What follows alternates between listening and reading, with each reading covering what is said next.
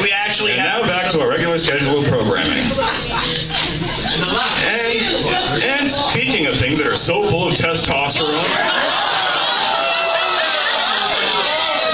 that they shit Spartans and then make sweet yet firm love to them. Here's a word from our sponsors.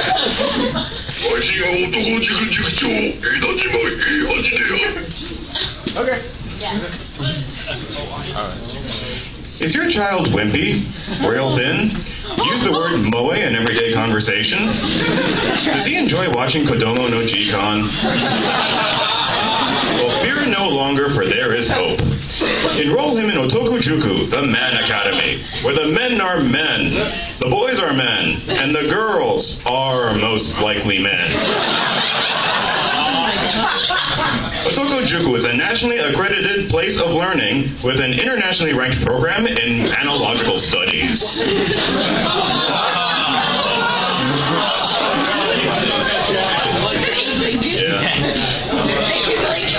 Students will learn the basics of manhood, from how to dress manly to how to eat manly.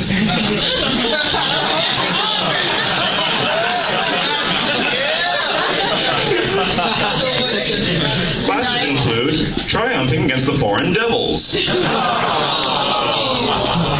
animal training,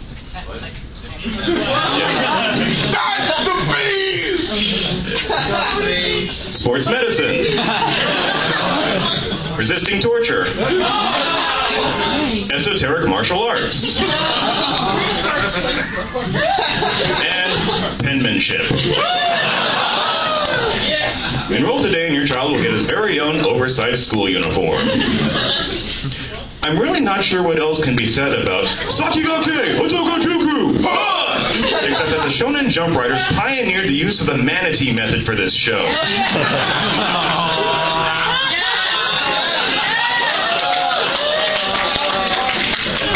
The plot is pretty much in a series of fighting tournaments, and every fight is pretty much an excuse to use every random ass thing they could think of, turn it into an esoteric martial art, and then have two big muscly guys use them while they duke it out. Then the guys who do survive come back and bust out increasingly more esoteric and more secret techniques. It's very manly. In most manga, this is probably get old. But Sakigake Otokujuku raises the bar by having every single fight get even crazier and more insane than the one before it.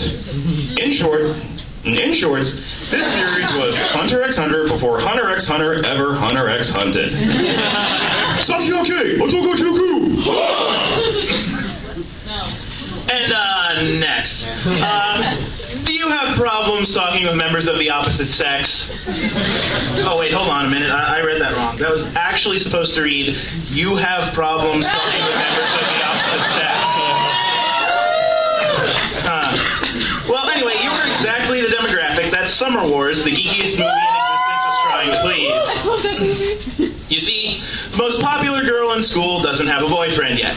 So to avoid the inevitable lecture from her nagging grandma, she pays one of the socially awkward geeks she knows to pretend her boyfriend instead. To be her boyfriend instead. I suck. Unfortunately, this particular geek is also a moderator for the giant virtual reality superspace called Oz. And everything sort of goes downhill from there.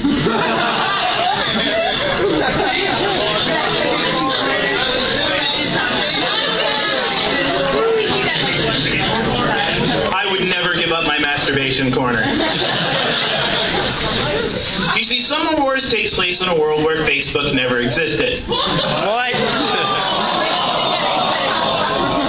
The lack of Farmville and other stupid wastes of time has allowed social networking to evolve into a world where you can be whoever you want and do whatever you want, while still being connected to to your personal and financial information. So it's kind of like Second Life. And just like Second Life, Oz's real purpose is to be a breeding ground for porn and computer viruses. Unfortunately, one pornographic computer virus called Love Machine links all of Oz's accounts into a hive mind for some reason. You see, Love Machine was built to love humanity, but he learns everything he knows from the internet. Well, so there's your problem. Of love probably includes penis tentacles and a schoolgirl. For example, his first act of love is to crash all of the world's satellites into nuclear power plants. Wait, what? I guess I could kind of get that, you know. Like, I sometimes mistake love for an urge to stab everyone around me.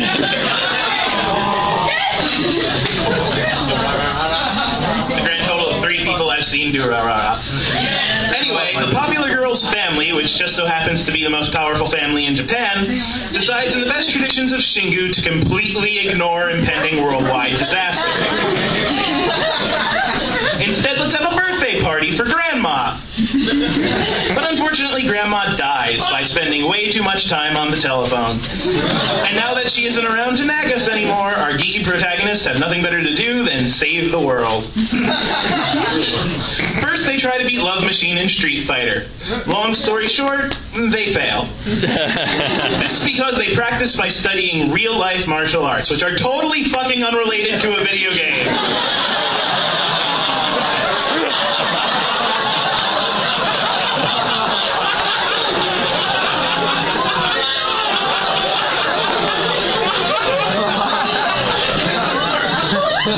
Next, they attempt to trap the virus in an ice-cooled internal server hooked up to a supercomputer. When the family reject steals the ice to cool off Grandma's decomposing corpse, they fail again. But at least Grandma's corpse is fresh now.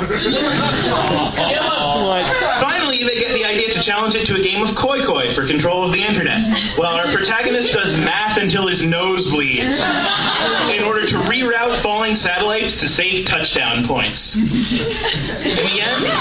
In the end, they manage to hack into Love Machine and shatter him to pieces with one virtual reality punch to the face, which proves once again that speed lines make everything more powerful.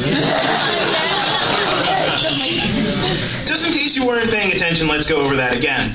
They save the world by logging on to Second Life and beating a hive mind with a combination of video games, card games, computer hacking, math, martial arts, and awkward family situations. And by the end of it all, your annoying grandma is dead, everyone's a furry, and the geeky shut-in main character hooks up with the most popular girl in school, and she pays him for it. If that isn't a wet dream for you, I don't know what is.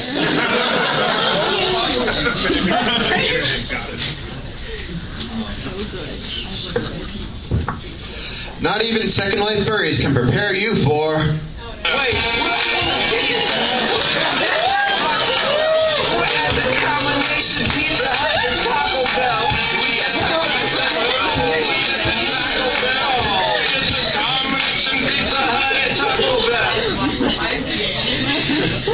Just gets worse from there.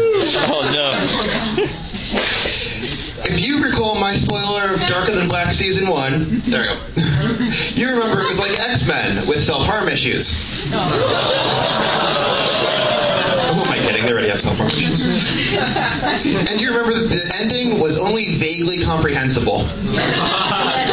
Through the expert use of never explaining anything, Season 2 pushes the show into a whole new level of what the fuckery. Darker Than Black's first season ended with you not knowing anything, and the second season ended with you knowing even less. In March, I read on Chartfag that there was going to be Darker Than Black OVAs coming out, and I thought to myself, oh good, maybe they'll finish season 2. What? Ryusei no Gemini introduces a new main character, Suo, whose purpose is to miss things with her giant rifle and look really androgynous. Hei, the protagonist from the first season, is back as well. Hei was totally bereft of emotion in the first season, so to make him a more empathetic character, he's now an alcoholic that beats little girls.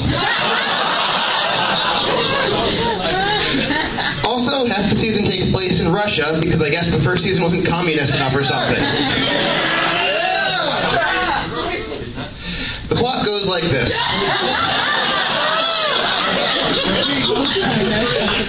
There are a half dozen factions trying to find Suo because she's androgynous and has a plot necklace. I'd go into who's in what faction, but by the end everyone's a triple agent and it doesn't matter anyway. They all find her at one point or another, and then she escapes.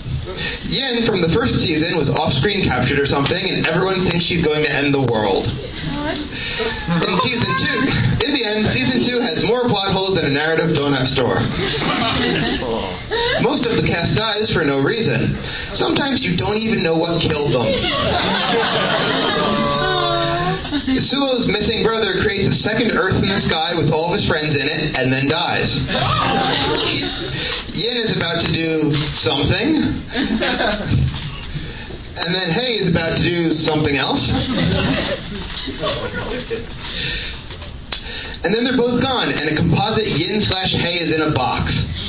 The only non-copied cast members left standing are the hot Hei fangirl from season 1 and the conspicuously dressed blonde woman whose importance to the plot is never explained. If this ending seems like a letdown, that's because it is. Well, that was such a downer, I made a shark said. Okay, one more time.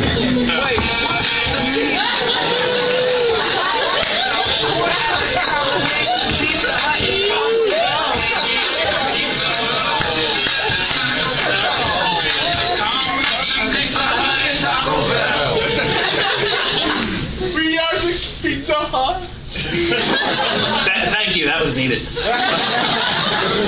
Are all your nuts cooled off now? Alright. Yeah, they need to do that by local. Well, we're on the subject of things that are more than one thing.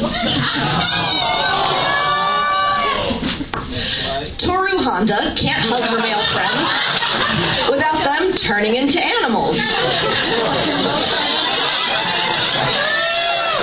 And this combination of sexual tension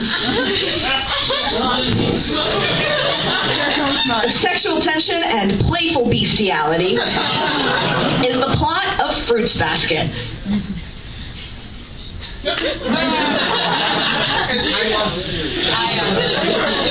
Toru moves in with the Soma family, who are cursed to turn into animals of the Chinese zodiac when hugged by members of the opposite sex. However, they don't transform if hugged by similarly cursed family members or people of the same sex. Which makes for more gay sex between cousins than the entirety of the Sailor Moon-esque dub.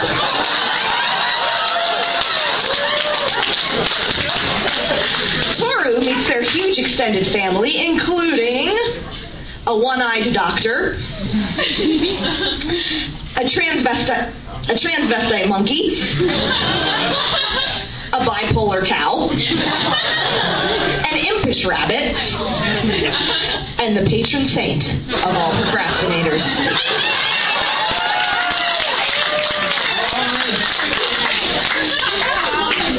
The curse is broken by the power of a nice girl learning to love a hot-tempered guy who's generally a douchebag to her.